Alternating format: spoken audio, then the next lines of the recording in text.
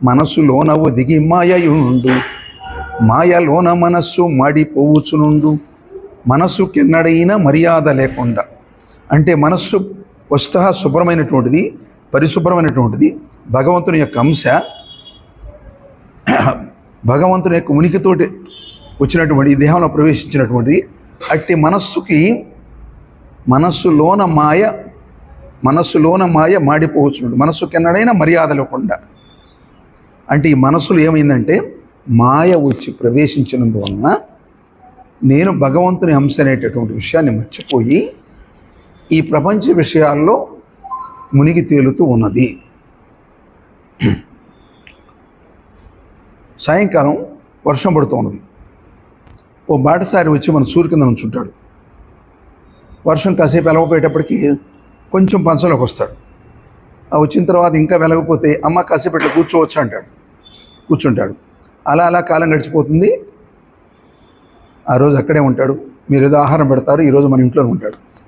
అంటే ప్రొద్దునే వచ్చి వర్షం ప్రొద్దుకు వచ్చిన చుట్టం పోడని ఒక సామెత. అంటే ఇతను ఎలా వచ్చాడు? ముందు సూర్యు కింద, తర్వాత పంచలోకి, తర్వాత రూమ్లోకి, ఆ రోజు అక్కడే స్థిరమైపోయాడు. మనస్సులో మాయ అలా ప్రవేశించింది అని చెప్తాడు. మనస్సులో మాయ ఆ విధంగా ప్రవేశించి ఇప్పుడు మాయ మనస్సును తన అధీనం చేసేసుకున్నది. మనస్సు భగవంతుని అంశ. కృష్ణుడు చెప్పాడు భగవద్గీతలో 10వ అధ్యాయంలో, ఇంద్రియాలో నేను మనస్సుని చెప్పాడు. ఇంద్రియాలో ఆయన మనస్సు అయితే ఆయనలోనే, ఇప్పుడు ఆయనే మనస్సు అయితే ఆయనలోనే మాయ ప్రవేశించింది. ఎప్పుడైతే మాయ ప్రవేశించిందో ప్రపంచ విషయ అనుభవంలోకి మాయ వచ్చేసింది. ఈ ప్రపంచ విషయాన్ని అనుభవిస్తున్నది మాయ. ఇదే పరమావధిగా భావిస్తూ ఉంది. ఇప్పుడు కర్తవ్యం ఏంటి? మహత్తుతో కూడుకున్న మనస్సు మాయతో మిళితమై మాయాది విషయాలు అనుభవిస్తూ మన జీవితాన్ని ఆ విషయాలనే ప్రవాహంలోకి తీసుకెడుతూ ఉన్నది. పరమ గురువుల యొక్క అనుగ్రహం వలన, శాస్త్రపాఠం యొక్క విజ్ఞానం వలన మనం ఇది సరైన మార్గం కాదని గుర్తించి గురువులను ఆశ్రయించి వాళ్ళ యొక్క ఉపదేశానుసారంగా సాధన చేయటం అనే ప్రక్రియ ద్వారా మాత్రమే ఈ మాయ నుండి మనం విజయం సాధించగలం. మాయని తీసివేయలేము, ప్రవేశించింది ఇంకా మాయని బయటకు పంపించలేము. ఏం చేయాలి? ఇది బండ కింద పాము. ఇప్పుడు మన చేతిలో కర్ర ఉన్నంతసేపు ఆ పాము బయటకు రాదు. సాధన అనే కర్ర మన చేతిలో ఉన్నంతకాలం మనసులో ఉన్న మాయ ప్రకోపించదు. ఇప్పుడు ఈ మాయ ప్రకోపించకుండా ఉండడం కోసం సాధన చేయాలి. ఈ సాధన ఎంతకాలం చేస్తూ ఉంటే, ఎంత బాగా చేస్తూ ఉంటే, ఎంత దీర్ఘకాలం చేస్తూ ఉంటే మనస్సు అంత ప్రశాంతంగా విషయాల వైపు పోకుండా ఉంటుంది. భారతీయులటువంటి ఋషులు అందరూ తల్లి గర్భం నుంచి వచ్చినటువంటి వాళ్ళే. అందరూ తల్లి గర్భం నుంచి వచ్చిన తర్వాత వాళ్ళ సాధన ద్వారా మాయాది విషయాల నుంచి బయటకు వచ్చేసి మహాత్ములై, మహనీయులై, యోగులై, ఋషులై మనకు ప్రామాణికంగా మన ముందున్నారు. వాళ్ళ ఓ అచలానంద స్వామి అనుకోండి, ఓ రామకృష్ణ పరమహంస అనుకోండి, ఓ వివేకానంద అనుకోండి, ఓ రమణ మహర్షి అనుకోండి, ఓ కాశీనాయన అనుకోండి, ఓ గొల్లమూడి వెంకటేశ్వర స్వామి అనుకోండి. ఈ గొల్లమూడి వెంకటేశ్వర స్వామి, కాశీనాయన, అచలానంద స్వామి, జలనిమూడి అమ్మవారు మన సమకాలీనులు, మన ఉన్న సమయంలో ఉన్నటువంటి మహాత్ములు. మనం వీళ్ళని దర్శించాం, వాళ్ళ జీవన గమనాన్ని మనం ఆలోచించాం. అచలానంద స్వామి జీవితంలో ఒక్క క్షణమైన మాయ ప్రవేశించినటువంటి సమయం మనం చూడం. కాశీలో ఒక మహానుభావుడు సుమారు 90 సంవత్సరాలు పైబడినటువంటి వాడు అవసాన దశ ప్రవేశించిందని శిష్యులంతా సేవ చేస్తూ ఉంటే ఆయన్ని అడిగారట ఒక మహానుభావుడు, ఒక శిష్యుడు, మహాత్మా మీరు జీవితంలో ఎక్కడ మీ జీవితంలో మాయ ప్రవేశించలేదు, మీ 90 సంవత్సరాల జీవితంలో మాయ ప్రవేశించలేదంటే అన్నాడట. ఇంకా సమయం ఉన్నది కదరా అన్నాడట. అంటే 90 సంవత్సరాల వృద్ధుడికి, అవసాన దశ వచ్చిన వాడికి మాయ ఎలా ప్రవేశిస్తుంది? ఆయన ఏమన్నాడు? ఇప్పుడైనా ప్రవేశించే అవకాశం ఉన్నది. కాబట్టి ఈ దేహంలో నుంచి జీవుడు వెళ్ళిపోయే వరకు జాగ్రత్తగానే ఉండాలి. అంటే ఆ మహానుభావుడు ఎంత జాగ్రత్తగా ఉంటే మాయని ప్రవేశించనివ్వకుండా ఉన్నాడు. అవునా? అచలానంద స్వామి జీవితంలో అనేక ఘట్టాలు మనకు తెలిసినటువంటి ఉన్నాయి. ఈయన మనం ఎంత, వాళ్ళని పోల్చుకుంటే మనం ఎంత?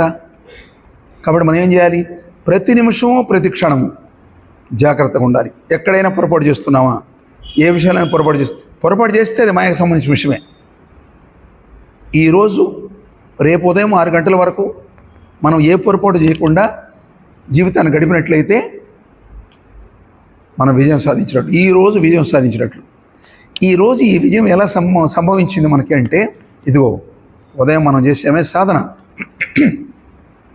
గురువు ప్రతిపాదించినటువంటి సాధన ఏదైతే చేసామో, ఏ దివ్యమైనటువంటి పరంజ్యోతిని ఈ త్రిపుడి స్థానంలో దర్శనం చేస్తూ ఆ జ్యోతిలో అంతర్లీనంగా మనం మునిగిపోయి బాహ్య ప్రపంచాన్ని వదిలేసి ఆ జ్యోతిలో మమేకమై ఏ దర్శనం అయితే పొందామో ఆ మహత్తరమైనటువంటి దర్శనం యొక్క ప్రభావం చేత ఈ 24 గంటల మాయ మన జోలికి రాలేదు.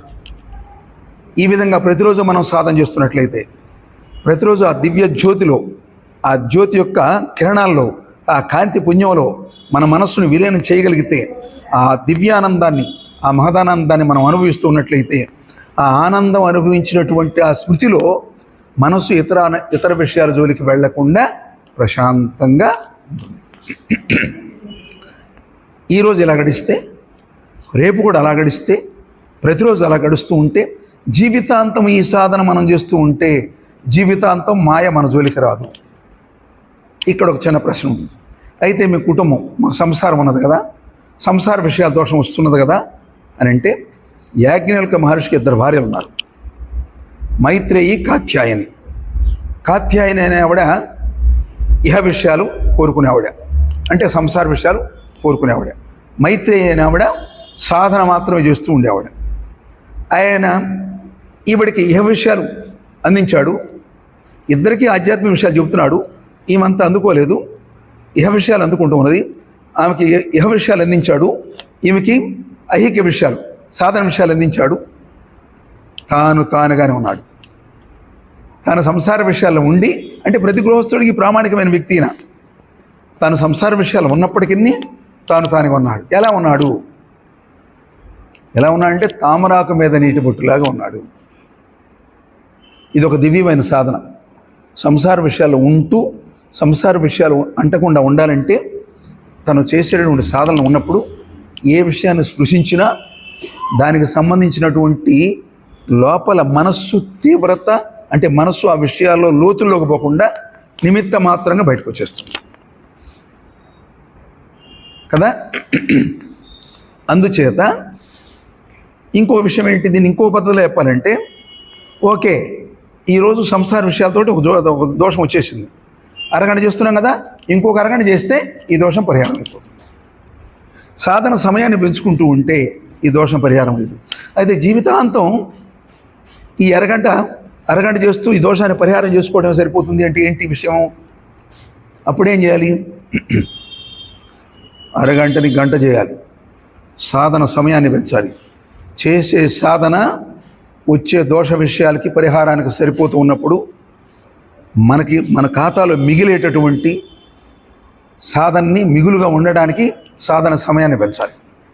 ఈ సాధన సమయాన్ని పెంచుతూ ఉన్నప్పుడు, ఈ సమయాన్ని పెంచి ఆనందం అనుభవిస్తున్నప్పుడు, ఈ ఆనందంలో మనస్సు ఓల్లాడుతున్నప్పుడు, ఈ దివ్యానందంలో ఓల్లాడుతున్నప్పుడు ఐహిక విషయాల్లో మనస్సు ఐహిక విషయాల్ని ఆశ్రయించదు.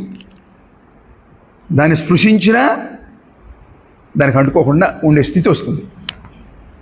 ఈ విధంగా సాధన చేస్తూ పోతే, ఇంకొంచెం ముందుకు వెళితే, సాధన తీవ్రతరం చేస్తే, కుండలించి కుండలి నాడించి జమిలి మూతన అగసరమునోద నాగు బాములేచి నాట్యము చెయ్యును.